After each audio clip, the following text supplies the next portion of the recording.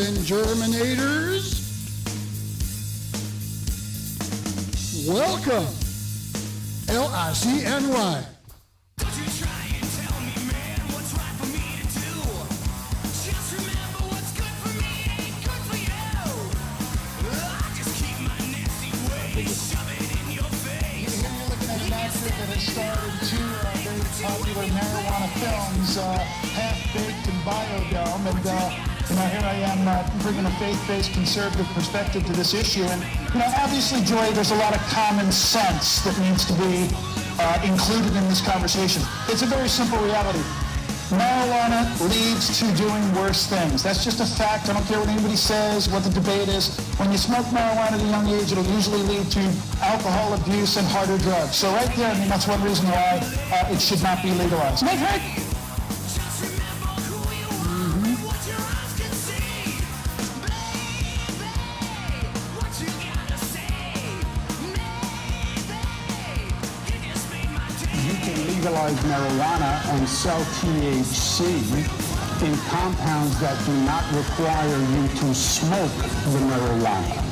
And we do not support smoking of marijuana. There are compounds that have the THC, which is a compound in marijuana, that you don't smoke. Absolutely.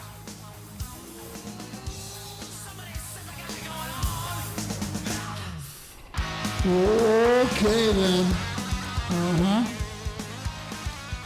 Here we are, ladies and Germinators. It is Sunday, February 1st, 2020, right around noon. Time once again for the LICNY podcast, and here we are again. Glad to be here today. Lots going on, so let's get to it, shall we? Welcome back, and apologies for the podcast hiatus. First of all, life happens, work happens, and business happens, and business before pleasure, right? Well, this is business too, but it's true.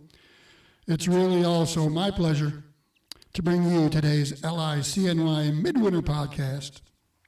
So if you don't know, and hopefully you're not here by accident, I'm Gary Comey, your Central New York cannabis advocate and legalization activist.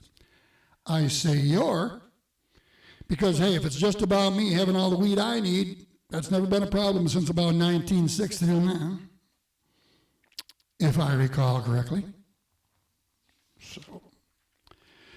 But just to catch up, it's about 2 years ago, I started this Facebook group around cannabis legalization after having attended my first real cannabis convention. It was called LICNY, and it was in Boston. Now, like some of you, I hope, I always wanted to do something because I was very frustrated about cannabis prohibition, but I never could really put something together. Like what do you do? Where do you start? Well, that day at the LICNY convention, I listened and I met so many people that day, and it nailed it for me. It did. So many people were all there to celebrate the goodness and opportunities and health and wellness and relief and business potential of the cannabis plant, all together in a brand new legalized state. Now, there were no dispensaries opened yet, but they were legal. And all there looking at how we can bring it back to our home states and towns. So that is why there is an LICNY for everybody. The podcast is self-produced here in the LICNY studio, so there's not a lot of flash or eye candy, and I try to keep them listenable, although there will be a little video graphics once in a while, but you should be able to get what you need out of it just by listening, and I'm glad that you do. We're located here in the rear of Gary's Music Store and Gigs, Gary's Indoor Garden Supply, shameless plug, right here in downtown Rome's beautiful Arts District, where we, I, would love to see Oneida County's first adult-use cannabis dispensary and consumption lounge. I know, I can dream big, can't I? Wouldn't it be nice, though? In the meantime, I run a musical instrument store as I have since 1983, and Gigs, Gary's Indoor Garden Supply, with our CBD section since 2016. And our arts district down here, it's actually gaining steam. It's a pretty good hang. The theater, the cinemas, the eateries, the art gallery, the grow shop, the music shop. Come on down if you get a chance. Check us out. And when you're down here, don't forget to check out, in particular, Brenda's Natural Foods right across the street, also a wonderful CBD dealer. And our friend Michael at Cappuccino's Coffee House. And remember, they were partial sponsors and welcomed our 420 celebration last year. So when you're down here in downtown Rome, check those fine businesses out. They're great. So why are we here? Well, as usual, we're here to debunk lies, to crush reefer madness, to bring truth to power and common sense to nonsense when it comes to all things cannabis.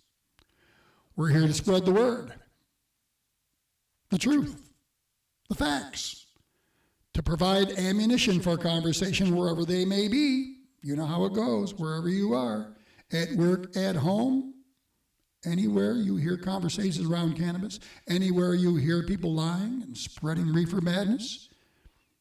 Maybe you can gather some ammunition here so you can shut it down. I hope so, because that's what we do. We want you to prevail against this war on ourselves we put up with nearly for a century, and all the false alarms and blame in the name of marijuana. Marijuana. Sounds worse than cannabis, doesn't it? So that's what LICNY is, and that's what the LICNY podcast is all about, and that's what who I am, and as always, freedom. Our F word, freedom. Own it. Don't forget it. So it's 2020, and they're back. Who's they? Well, they're back in Albany. You know who they are. There's a lot to unpack there, but let's first kick some evil corporate ass, shall we? That sounds mean, doesn't it? Good. It should. It should. And you ought to be pissed. It's 2020, and the governor has already put forth his budget proposal around his idea of what legalization should look like. And pardon me, Governor, but from where I sit, your proposal looks like not really good. It's terrible. Well, you know, home grow for patients only.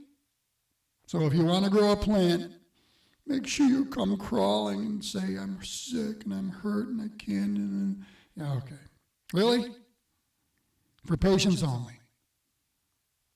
To hell with wellness users, responsible adults, just patients. In other words, card holders who've paid a toll, right? And for plants that must be individually tagged and tracked by inspectors who may enter your home, but only if you apply for that privilege, you know. Boy. Stevie freaking Wonder can see that this is just a no home grow fiasco. That's all it is. It's so restrictive, it's so ridiculous. There's not a single person I know, and I run an indoor garden supply. Not a single person says they're about to even do anything remotely like that. Nobody's going to bend over backwards just for a permit to grow a plant or for plants. A plant that people are growing covertly, as they see fit, as they always have, as they always will. So why just not outlaw overgrow altogether, home grow altogether? Overgrow, that's another great word, isn't it? Overgrow the government, drop a seed everywhere. I digress. Why then this charade? Well, we already know. Our governor was greased to the tune of $250,000 for his reelection by the New York Medical Cannabis Industry Association. Sound good, doesn't it? Because they want cannabis legalized, you know. They do. They want adult use recreational cannabis legalized for everyone. Doesn't that sound great? Wait. They wrote the governor a very heartfelt letter, though. a letter we now have because a cannabis publication filed a FOIL request for it. Freedom of Information Law request. And within that letter are these 5 dramatic pleas.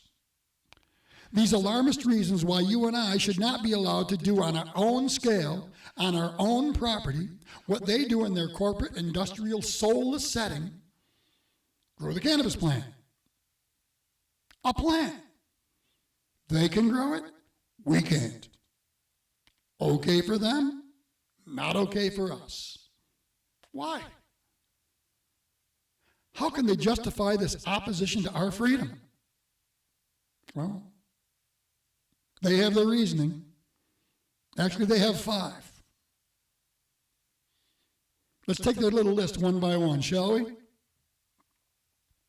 go down the list.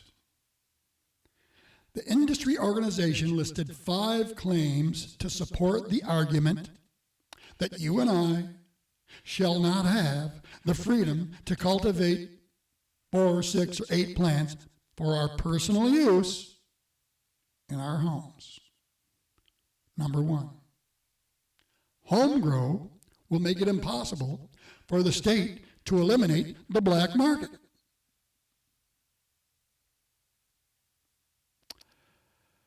Well, let's first and once and for all differentiate between home grow versus a commercial-sized but unlicensed operation serving the masses. Home grow for yourself versus a large commercial illegal grow. So let's be really clear about those two. All right? And if you'd like to get a better understanding of what home grow is, here's the sheriff. Real quick on the homegrown issue, if you remember, and I don't have it with me, but the first series of proposals that came out, there was a clause in there. I think a person could grow like 6 plants, could only be for themselves, couldn't be shared or sold to anybody else. Again, from a law enforcement perspective, and if you guys aren't law enforcement, maybe you have someone in the family that is, you could ask them their opinion. There is no human possible way to police that, okay? That's the sheriff. Defining home grow for us. You're talking about an individual growing 4 or 6 or 8 plants, clearly defining what home grow is. That's a huge point. And the second one, of course, that we love to hear him say is, there's no possible way we can do anything about that. Well, there's not. There never has been, and I'm glad the sheriff realizes that. And it doesn't mean we're on opposite sides of safety or on opposite sides, well, maybe of the law sometimes. And it's only because it's bad law. So we know what we're talking about here, and that pretty much blows all the other arguments out of the greenhouse, right? Because once you differentiate between home grow and a large illegal commercial grow, the arguments against home grow pretty much fall flat. So let's look at that black market, shall we? It's not the evil it's proposed to be. It's also people growing, sharing, trading, and oh my God forbid, sometimes, I know, I hate to admit it, but currency could get exchanged there. But it's the home market. It's the local market. It's the clean, natural, know your grower market. And try as these corporate mongrels may, with their letters to our governor, they will never be able to compete with the goodness of a fresh-picked, home-grown plant any more than they can with sweet corn at a roadside stand. It's just better from the stand, and we know that. Now, Vermont legalized possession and home cultivation with reasonable limits a few years ago, and they still don't have a legal recreational market with stores and dispensaries. They do have a good, robust medical program, and it includes flower, which it should for patients. New Hampshire's about to do the same. They're about to legalize possession and home cultivation. Just outright legalize it, not this decrim baloney. You can have some, you can grow some because you're a free American. In the state of Vermont, the state of New Hampshire, United States of America. They see it that way. And it's just people growing a plant and using it. Shouldn't be taxable. It doesn't need to be taxable, although that's what they're going to do. And admittedly, now Vermont, too, is now looking at setting up an open market so they can make money on it. Okay, so be it. But what Vermont did already a few years ago was to set their people free. And they found that the sky doesn't fall when you do that. And so now they're ready to look at formulating their market. Vermonters are already free and they will remain that way. And their people won't be forced to their stores just to buy a plant that Vermont has already said you can grow yourself if you want to.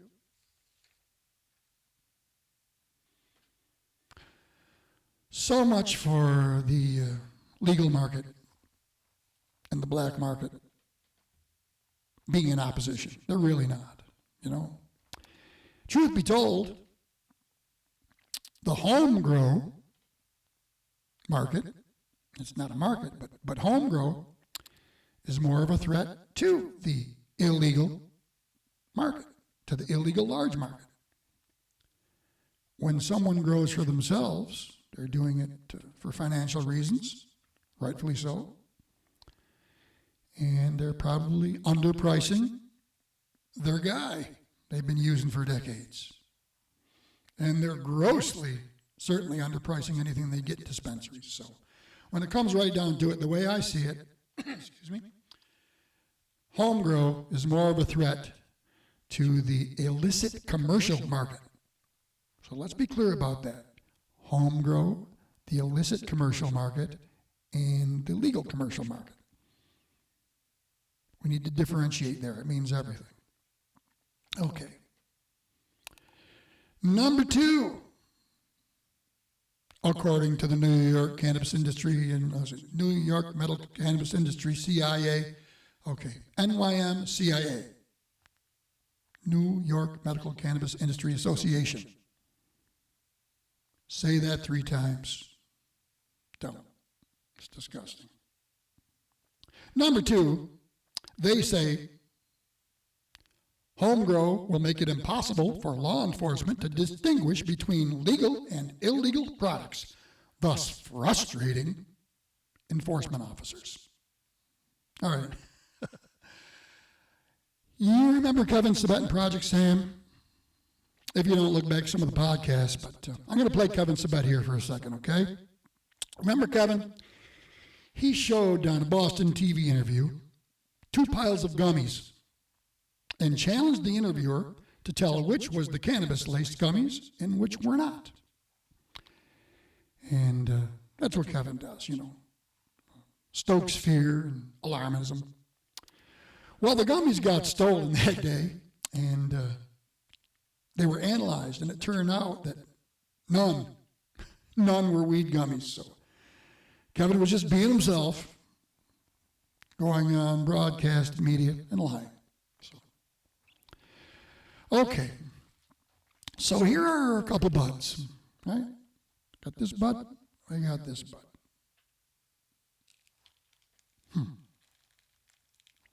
One is legal hemp flower, and the other is something else. Something else. And I can promise you no one's going to steal it, either one of them today. Point is, you can't tell. Problem, isn't it, for the police? The police can't tell. But it's also true if you pour berry wine cooler into a big gulp cup, you can't tell it from cherry soda. Now, we don't serve wine or weed gummies or buds to kids, even though we may like cherry soda, chewy candy, or hemp flower, and they may look alike. But we don't do that. Not if we're responsible, decent people, no matter what it looks like. We understand what we're holding, and we take reasonable precautions and care if we're responsible, and of course we need to be. So what difference does it make if law enforcement can't tell them apart? And why would that be so frustrating? Well, it wouldn't. And it's not coming from law enforcement. Remember that. It's coming from corporate cannabis to keep us from growing our own. That's who wrote point number 2, not law enforcement. Law enforcement that I know, for the most part, got better things to do than try to figure out if that bud's hemp or cannabis. They really don't care. Okay, number 3. And again, according to the New York State Medical Cannabis Industry Association, home grow will undermine the state's harm reduction goal of ensuring that the cannabis sold in New York State is grown without noxious pesticides and contaminants. Well, let's consider that, shall we? Home grow versus corporate grow. Home grow, and remember,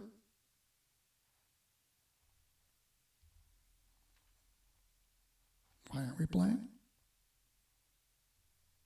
Let's just remember what home grow to me is very important. Real quick on the homegrown issue, if you remember, and I don't have it with me, but the first series of proposals that came out, there was a clause in there. I think a person could grow like 6 plants, could only be for themselves, couldn't be shared or sold to anybody else. Again, from a law enforcement perspective, and if you guys aren't law enforcement, maybe you have someone in the family that is, you could ask them their opinion. There is no human possible way to police that, okay? That's right. So let's redefine it again. Home grow is just you or I growing 4, 6, or 8 plants, okay? So when we hear home grow will undermine the state's harm reduction goal of ensuring that the cannabis sold in New York State is grown without noxious pesticides or other contaminants, let's differentiate between home grow now and corporate commercial grow. Home growers I know, and I deal with at gigs, Gary's Indoor Garden Supply will tell me shit happens sometimes. Mold, what do? Well, we're 100% in agreement. What do we do? What's the home grower do when he finds mold? You chop it down, you start over. That's all you can do. Believe me, that's all you can do, and you don't want to smoke that garbage. Conversely, what does a corporate cannabis company do?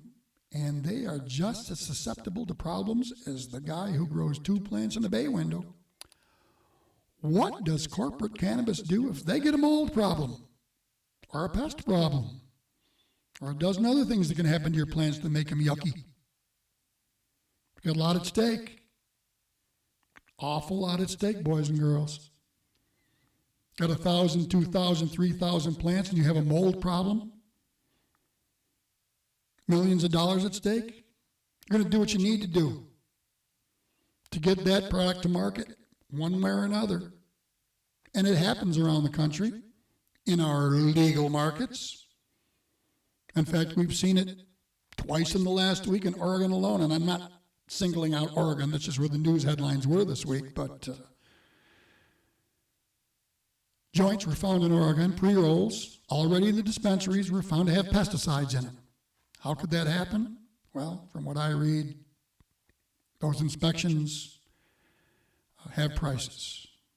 Those inspectors have prices. They're very fluid. What's the mold content in my cannabis, sir? What do you want it to be? How much money do you have? Right? So, mold and pesticides happen, and if you're a corporate cannabis grower, you'll bring it to market. If you're a home grower, you chop it down, start over. So you'll have something a medicine that you know is good, and it's clean, and it's pure. So much for making sure the cannabis sold in New York State is grown without pesticides or other contaminants, because there are product recalls regularly in the thriving cannabis industry. And there are not when people grow it themselves. Okay. Number 4, home grow will undermine the state's public health interest in ensuring that cannabis sold in New York State is tested, packaged, and labeled correctly. Unpack it. Home grow will undermine the state's public health interest that the cannabis sold,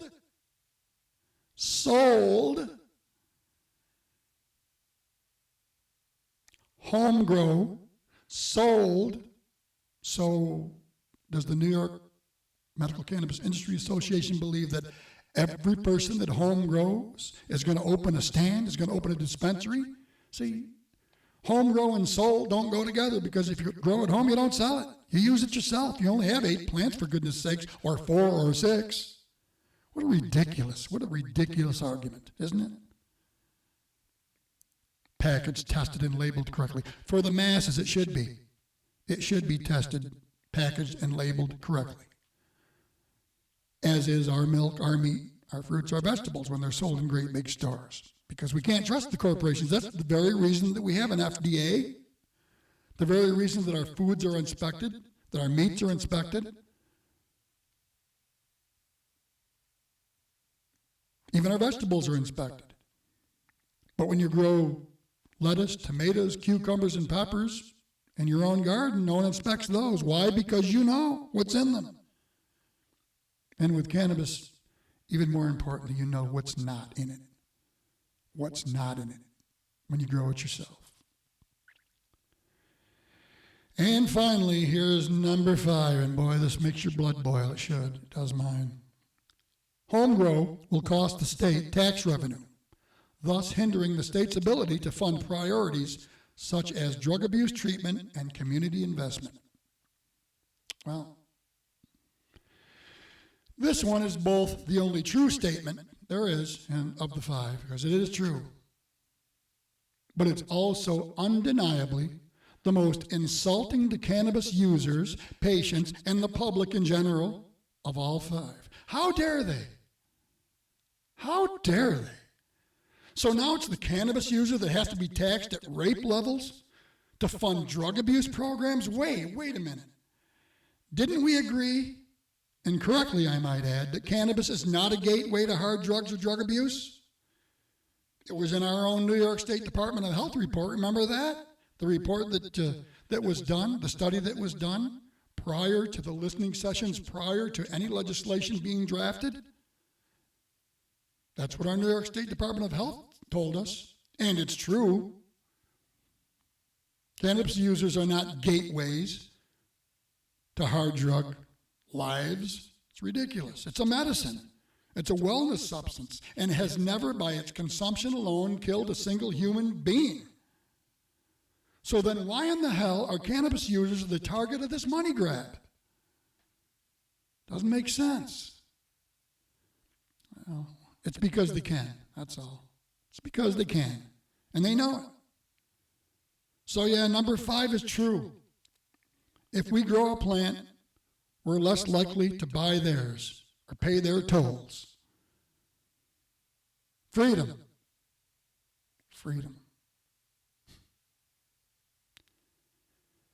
Those are the 5 points of the New York State Cannabis Industry Association. And remember who they are, and know that they're against yours and my freedom. It's disgusting. So back to Albany. Cuomo's back, and he's on a path to nowhere. To absolutely nowhere. Boy, You can legalize marijuana and sell THC in compounds that do not require you to smoke the marijuana. And we do not support smoking of marijuana. There are compounds that have the THC, which is a compound in marijuana, that you don't smoke. Absolutely. Yeah, well, who's advising this guy? Really? Who's your coach, dude? Who's telling you these things? Wow. Well, he's at it again. The last 6 months, our governor has, his statements have been a trail of increasingly incoherent, ill-advised, ill-informed statements around cannabis. Remember those joint sessions? I know. He met with the other nearby states, right? But he left out some key states that could have had enormous input. Vermont, New Hampshire, that's okay, Andrew. We're doing our own thing over here. We're setting our people free. We won't get in your way, right?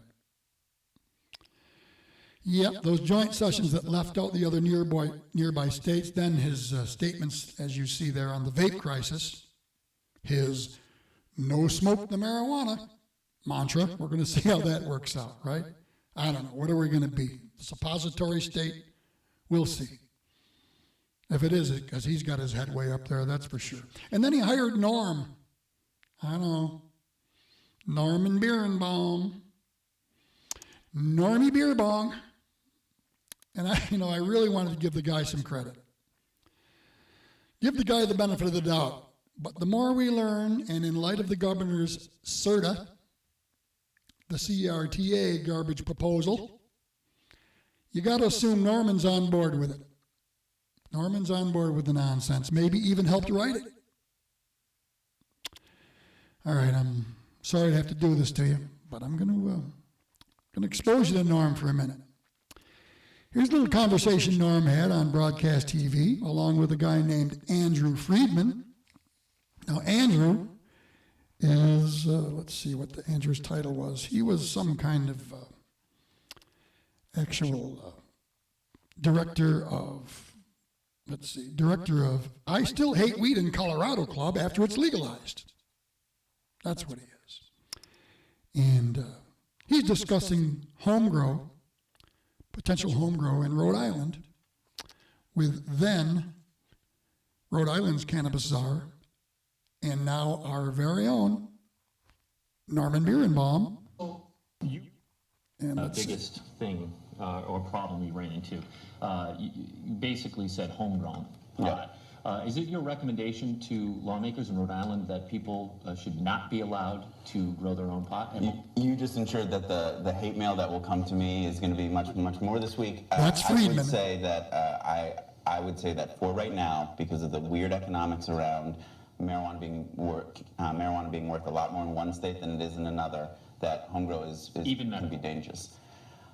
I think a very limited medical systems, and I think for the most part, it needs to be going through the regulated It's just system. interesting your reaction when we talk about this, and you talk about, hey, this obviously is a lightning rod issue. Yeah. And we hear it too. I mean, when Norm's the administration's proposal came out, I'd say the home grow restriction, nearly a ban, really, on home grow in the proposal is the thing we heard about the most from viewers. Yeah, and you get it in some ways, right? Like, there's a lot of people that just want to responsibly grow at home and just say, hey, it's a lot like brewing beer. You The think? problem is right now, when you grow a few plants at home, it can be worth up to $18,000 really quickly, and that was in somebody's basement, right? And what we started to see very quickly in Colorado was literal murders from that. And so it's hard to come back and say, hey, it's worthwhile for you to be able to grow at home when it actually does make your community less safe. And so when I look at the proposal the governor's put forward, I think putting out there that there should be a ban on home grows when this goes forward, which, by the way, that never happens in any other community. I mean, that's one of the positives about the governor leading the way in this is really putting forward some hard choices like that. I think that would save lives. I do think that it's unfortunate. Okay, here comes Norm. Remember, this guy on the right, he's our guy now. What he says, well, he's in New York now. And it should be going through the regulated system. And we have a history of this in the state. I mean, every single year, because of such robust and unregulated home grows within the medical program, we have dozens and dozens of fires, right? We have robberies, we have stabbings, we have someone who was dismembered and thrown in the ocean. And not to be hyperbolic about this, but it happens. People create these grows, with ad hoc systems around ventilation and HVAC and irrigation, and it's very dangerous. And because of the patient privacy provisions that are in place, code inspectors and building inspectors can't just go in there and make sure it's safe. I think last year we had a family of 4 that was sent to the hospital. The mother ended up dying, and that was attributed to lack of ventilation and carbon monoxide poisoning around a home grow. So the question is it worth it on a recreational or adult use market? When it comes to the medical side, we recognize that people need to be able to home grow because Right. How can that be? to find the variety of medicine that they need in a quantity that they need at an affordable price, like they can for other medicines and treatments that they use to treat their medical conditions at a CVS or a Rite Aid or some other pharmacy. The goal for us is to create a system where patients don't have to grow it themselves. Where patients don't have to grow it themselves. Really? That's code, boys and girls, ladies and germinators. That's code for buy what we say, where we say it, the strength we say, and how we say. Where are you from, Norm? Certainly not America. They can go someplace close by, locally, where it's regulated, it's tested, it's safe, it's tracked, and it's affordable, and that outlet has what they need. Did he say affordable? You heard him. Affordable. There you go, everybody. It's going to be affordable. Anyone know anyone in Rhode Island? Or any other legalized state, particularly in our side of the country? Affordable?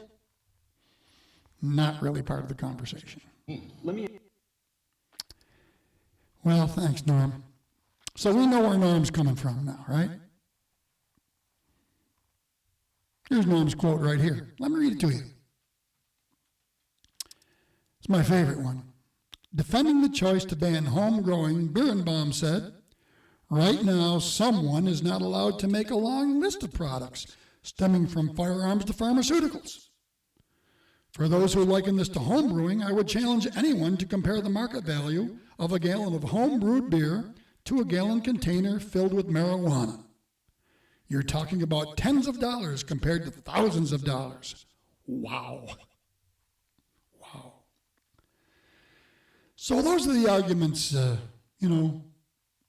only from the New York Medical Cannabis Industry Association, but from our own, our own newly appointed, newly hired cannabis programs director, Normie Beerbaum. These arguments against cannabis home cultivation are just pathetic. And they're embarrassingly exaggerated. I mean, they tax it to the moon back, regulate it like plutonium to drive the price right through the sky, and then say, well, it's too valuable to let just regular people have it at home growing. People kill each other for it. Yep, that's their logic. And our New York State weed czar, Norm, sits there sucking up the Kool-Aid, and he agrees. He's ours now. Aren't we proud? Well, guys, our mission, and the missions of other groups like us is important.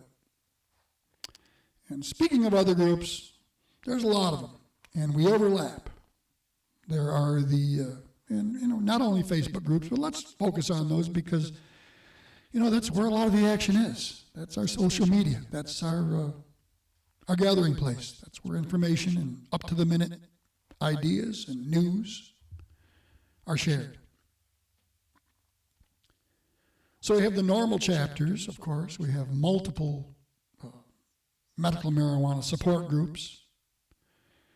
And missing, really, are home cultivation groups, but that probably has more to do with, the illegality of it all currently. But there does exist a medical versus recreational divide among users. And that carries through to potential law change. That carries through to how a legal market may be set up.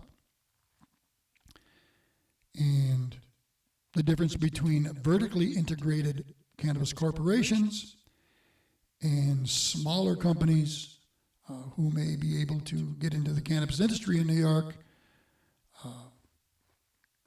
having only portions of the pie that they control. In other words, they might be just a grower with a grower's license, and there would be another license for processing, maybe another license for distribution, and another license for actual retail sales. So that's lets more people in.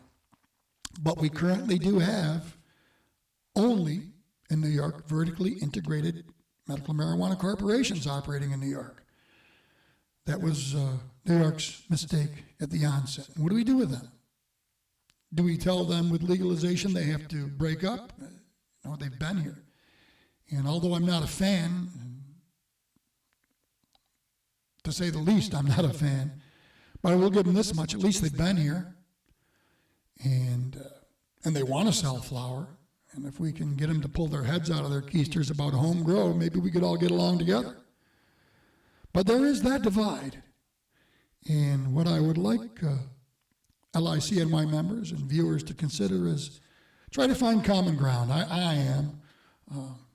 Don't hesitate to call the other groups out for things you disagree on, but focus on the components of legalization that we do agree on and that we do care about one another's pain and discomfort and ailments, and we want to help each other, whether we have that card or not.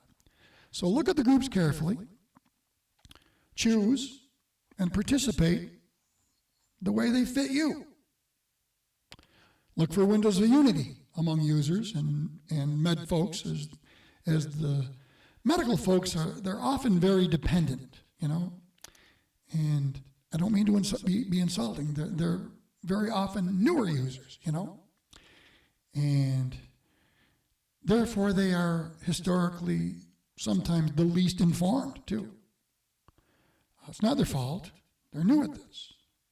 And longtime recreational users who may have morphed into wellness users, who would border on medical users if they just bought a card and they don't want to do that. But longtime recreational users take for granted things medical users are new to. See, recreational users are not as dose dependent as medical users. And we have to understand that some of the medical users are very, very much specific dose dependent on their cannabis medications. And that's how they get their relief. And we want them to have it. So let's try to understand each other. Let's try to find common ground. And really, let's try to remain unified, shall we? Okay. Well, we're going over 40 minutes now, and I wanted to pay a short tribute here before we take it out.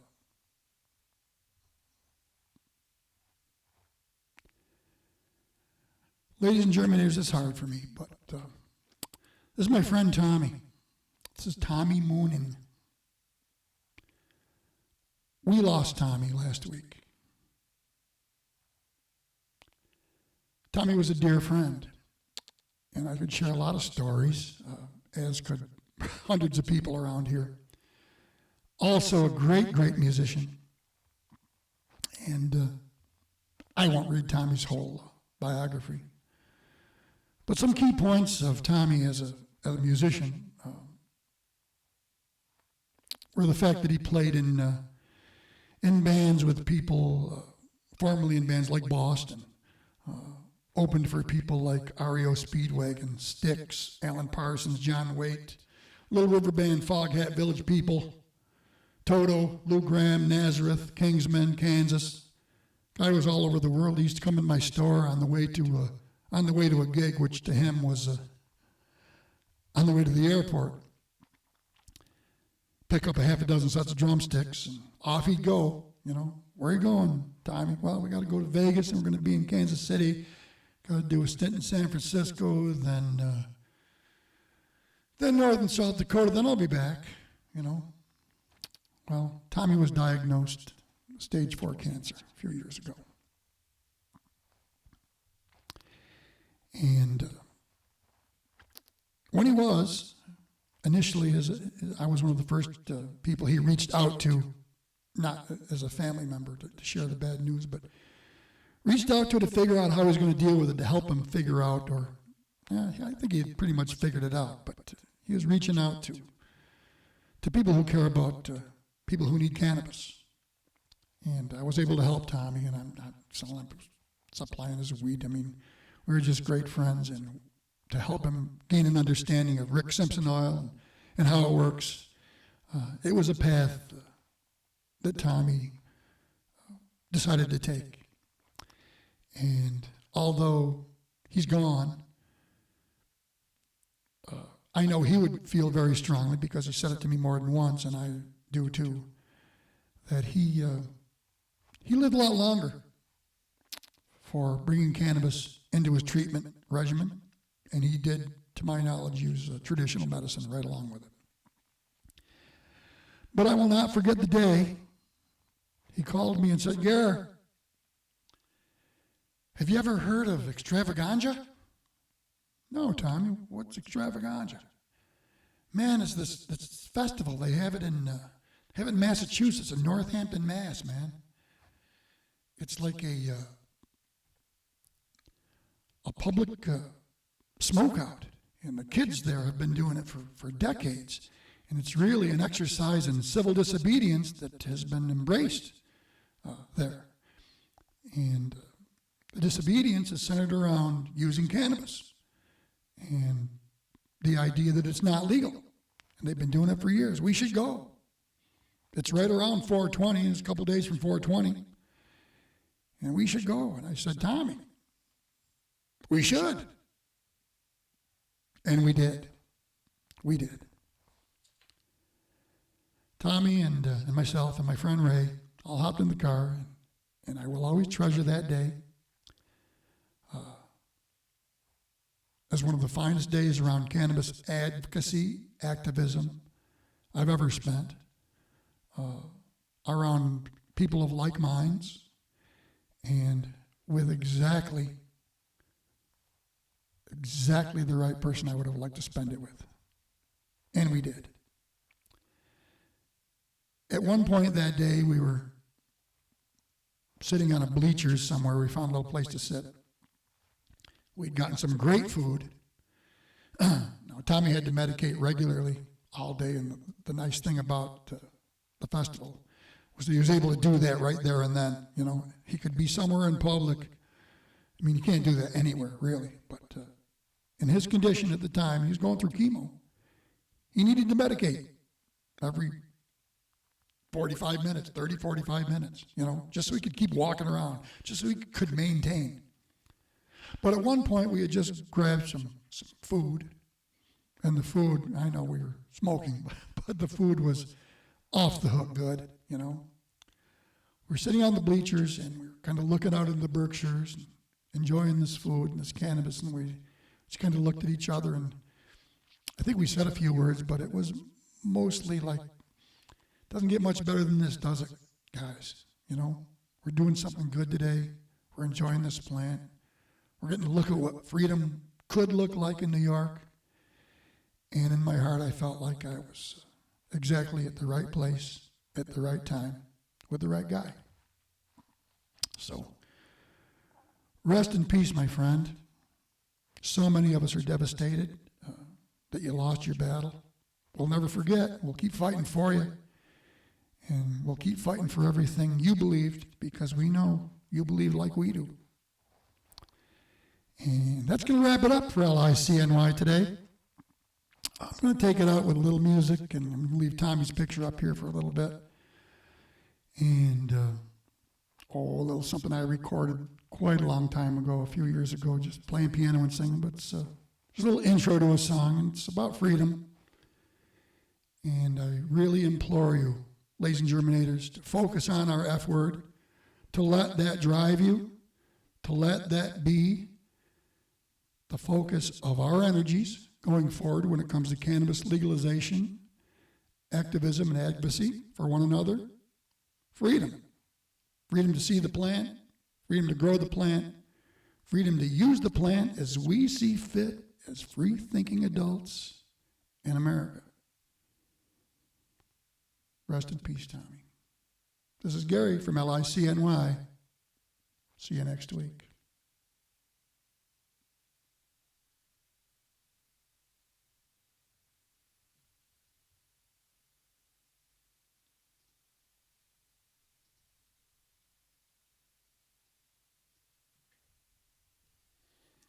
Well, we're not going to get the music, I guess.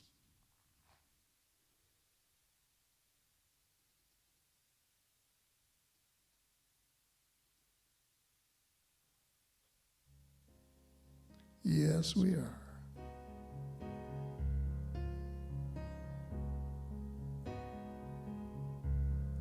Breathe, breathe,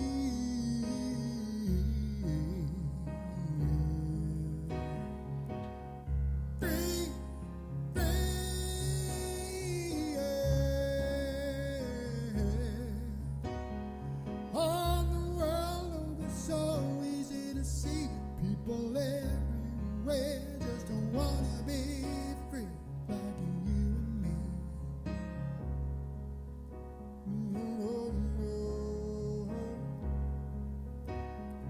On the world over, so easy to see.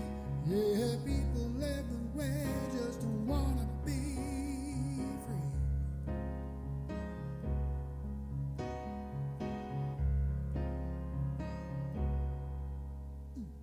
Whispering